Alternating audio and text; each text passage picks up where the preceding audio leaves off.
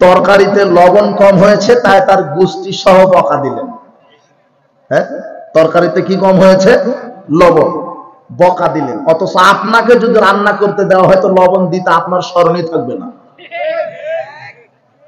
365টা দিন আপনার স্ত্রী আপনাকে রান্না করে খাওয়ায়, দু একদিন ঝাল লবণ কম হতেই পারে, পারে না? তো আপনি ওখানে মেজাজ দেখালেন কেন? ওখানে মেজাজ দেখালেন কেন? আপনি স্ত্রীর কাছে ভালো হন যেন আপনার স্ত্রী আপনাকে ভালোবাসে। বিশ্বাস করেন, বিচার মাঠে স্ত্রীর নিকটে সাক্ষ্য নিয়ে আপনাকে জান্নাত জাহান্নাম হবে। স্ত্রী যদি বলে স্বামী ভালো ছিল তাহলে আপনার জান্নাত, যদি বলে স্বামী খারাপ ছিল তাহলে পরিণাম কি? জাহান্নাম। আয়েশা রাদিয়াল্লাহু তাআলা আনহা বলছেন, কানা ফি মেহনাত আলী, রাসূল সাল্লাল্লাহু আলাইহি ওয়াসাল্লাম পরিবারে সহযোগিতা করতেন, আমাকে স্ত্রীদের কাজে সহযোগিতা করতেন, কাপড় খেঁচে দিতেন, কাপড় সেলাই করতেন, জুতাতে তালি লাগাতেন, ঘর বাড়ি ঝাড়ু দিতেন, বকরির দুধ দহন করতেন। এগুলি কাজ করতে করতে যখন আজান হতো তখন মসজিদে যেতেন। আপনার স্ত্রী আপনাকে 365 দিন রান্না করে দেয়, তরকারি কুটে কষ্ট করে রান্না করে, আপনি কি কোনোদিন আপনার স্ত্রীকে সহযোগিতা করেছেন? করেন, দেখেন স্ত্রীর ভালোবাসা মহব্বত বেড়ে যাবে। আপনি বাড়িতে গিয়ে দেখেন যে এখনো রান্না হয়নি, তখন আপনি আপনার স্ত্রীর সাথে সহযোগী হবেন। স্ত্রী ভাত রান্না করবে, আপনি তরকারি রান্না করবেন, দেখেন তো একদিন করেন, দেখেন স্ত্রী আপনাকে ভালোবাসবে। বুঝেননি কথা? মুহাম্মদ সাল্লাল্লাহু আলাইহি ওয়াসাল্লাম স্ত্রীদের কাজে সহযোগিতা করতেন, রান্নার কাজে সহযোগিতা করতেন, ঘর ঝাড়ু দেওয়ার কাজে সহযোগিতা করতেন, রান্না বাড়ার কাজে সহযোগিতা করতেন, কাপড় খাঁচার কাজে সহযোগিতা করতেন। আয়েশা রাদিয়াল্লাহু তাআলা আনহা বলছেন, তিনি আমাদের পরিবারে আমাদের স্ত্রীদের সাথে সহযোগী হিসেবে কাজ করতেন। এই যে দেখেন, স্ত্রীর কাজে সহযোগিতা করতেন। আর আপনি বাড়িতে যখন ঢোকেন মেজাজ নিয়ে ঢোকেন, মুখখানি কালো থাকে। স্ত্রীর কাজে কিসের সহযোগিতা? বরং স্ত্রীর কোনো কাজে অনেক বিষয় আপনি স্ত্রীকে গালি দেন। শোনেন, অনেক স্বামী আছে স্ত্রীকে মূল্যায়ন করেন না, স্ত্রীকে গালি দেন, স্ত্রীকে অভিশাপ দেন, স্ত্রীকে পিটানি দেন, স্ত্রীকে সময় দিতে চান না। অথচ স্ত্রীকে কাছে ডেকে ওকে আদর করতে হবে, ওকে গালি দেওয়া যাবে না, ও গালি দেওয়ার বস্তু নয়। ভুল করলে ভুল ক্ষমা করবেন আর প্রতিদিন তাকে উপদেশ দিবেন।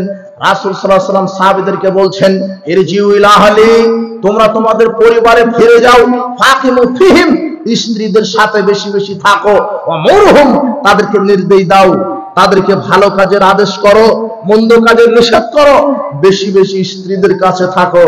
আপনি বেশি বেশি স্ত্রীদের কাছে থাকবেন, তাকে সৎ উপদেশ দিবেন, তার কাজে সহযোগিতা করবেন। আপনি স্ত্রীর নিকটে বেশি বেশি থাকেন। স্ত্রী আদরের বস্তু। স্ত্রীকে তেল সাবান দিয়ে রুমে, ঘরে, বাড়িতে রাখতে হয়। স্ত্রী খুব আদরের বস্তু, তাকে আদর করতে হয়। স্ত্রী হিসেবে তাকে আদর করতে হয়, স্ত্রী হিসেবে তাকে ভালোবাসতে হয়, স্ত্রী হিসেবে তাকে মূল্যায়ন করতে হয়, স্ত্রী হিসেবে তার পর্দার বিধান কায়েম করতে হয়। অথচ আপনার স্ত্রীকে এমন ভালোবাসেন যে ল্যাংটা করে গোটা রংপুরে 31st নাইট পালন করছে। আপনার আমার স্ত্রী, আপনার স্ত্রীকে জাতি দেখার বলছে ওটা অমুকের স্ত্রী, তো খুব ভালোই তো রে।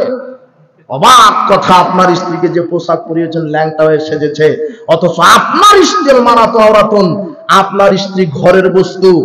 আপনার স্ত্রীর মর্যাদা আপনার কাছে, স্বামীর কাছে অধিকার রাখে। আপনার নিকটে আপনার স্ত্রী অধিকার রাখে। তাকে আপনি ঠিক মতো খেতে দিবেন, ঠিক মতো পড়তে দিবেন, ঠিক মতো ঘর বাড়িতে তার জন্য নিরাপত্তা দিবেন।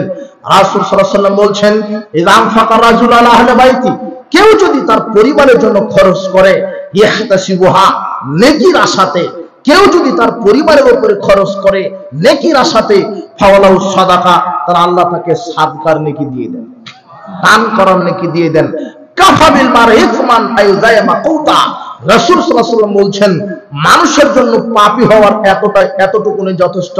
একজন মানুষের পাপী হওয়ার জন্য এতটুকুনি যথেষ্ট যে পরিবারের উপরে কৃপণতা করবে। স্ত্রী চাইবে ভালো খাবার দিবে না, স্ত্রী পোশাক চাইবে ভালো পোশাক কিনে দিবে না, স্ত্রীকে মূল্যায়ন করবে না। যারা কৃপণতা দেখায় এরা পাপী হবে, কাবিরা গুনাহগার। অথচ পরিবারের জন্য আপনি খাওয়াবেন। রাসূল সাল্লাল্লাহু আলাইহি ওয়াসাল্লাম বলছেন, দিনারুন আনফাকতা আলা আহলি ফিসাবিলিল্লাহ আযজা ওয়া জাল।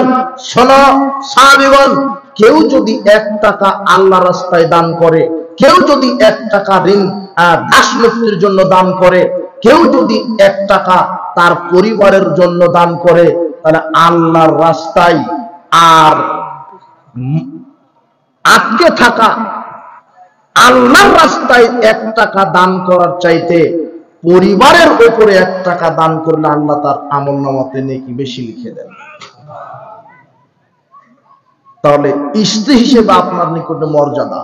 আপনি স্ত্রীকে গালি দিতে পারবেন না।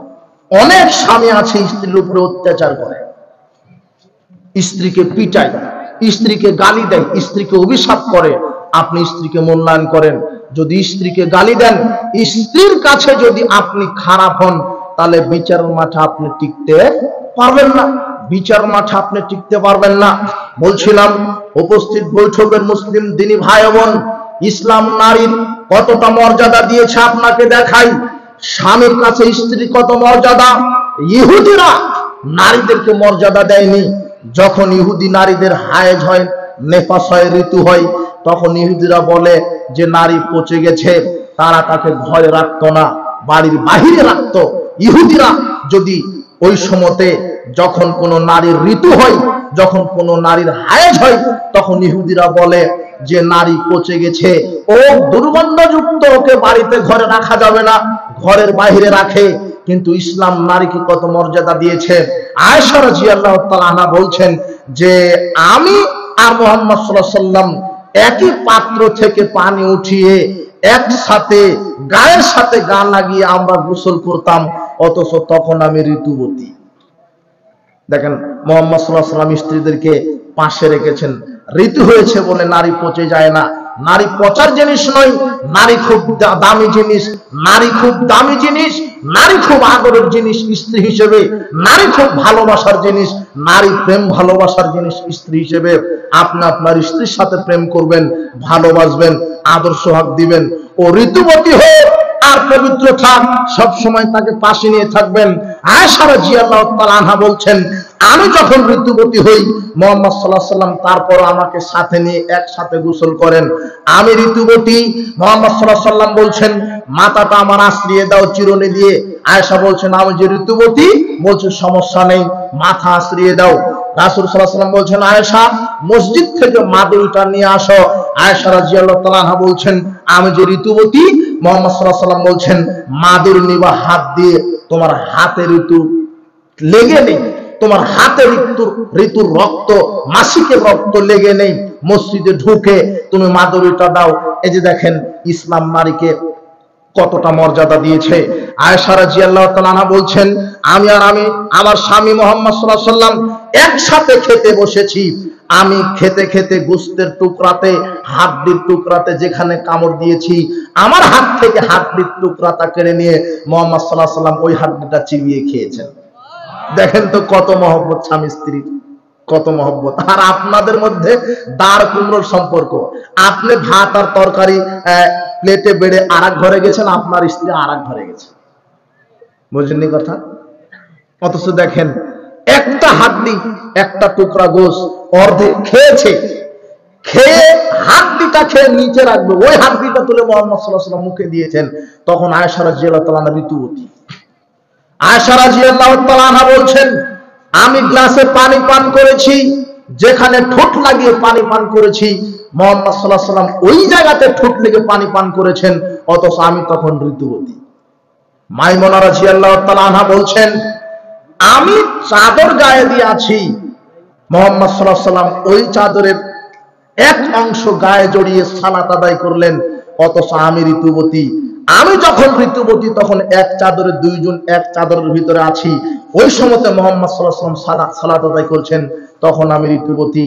আপনাকে বুঝাতে চাচ্ছি যে ইসলাম স্ত্রী হিসেবে একটা স্বামীর উপরে কত মর্যাদা স্ত্রীকে দিয়েছে। স্ত্রী হিসেবে